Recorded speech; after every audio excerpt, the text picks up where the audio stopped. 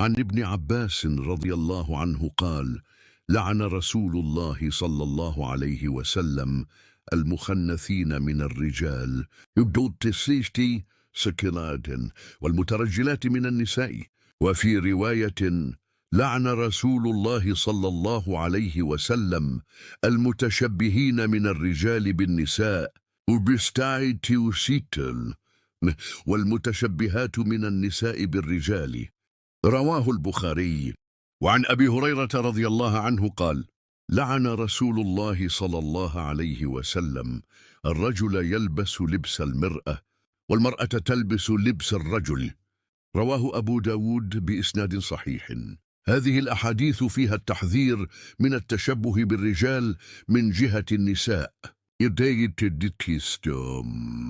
والتشبه بالنساء من جهة الرجال، وأنه لا يجوز لكل صنف أن يتشبه بالآخر. فالله ميز هؤلاء عن هؤلاء وهؤلاء عن هؤلاء، فيجب أن يتميزوا وألا يتشبه بعضهم ببعض. الرجال قوامون على النساء، فالواجب على الرجل أن تكون له ميزة وصفة، وعلى المرأة كذلك. ولهذا لعن الرسول صلى الله عليه وسلم المتشبهين من الرجال بالنساء والمتشبهات من النساء بالرجال.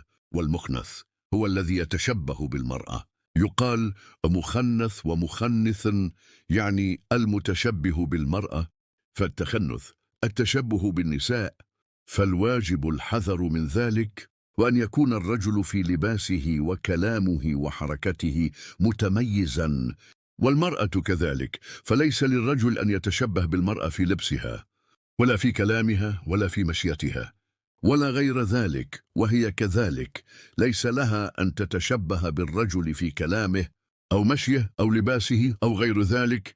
وفي اللفظ الآخر: لعن الله الرجل يلبس لبس المرأة، ولعن الله المرأة تلبس لبس الرجل.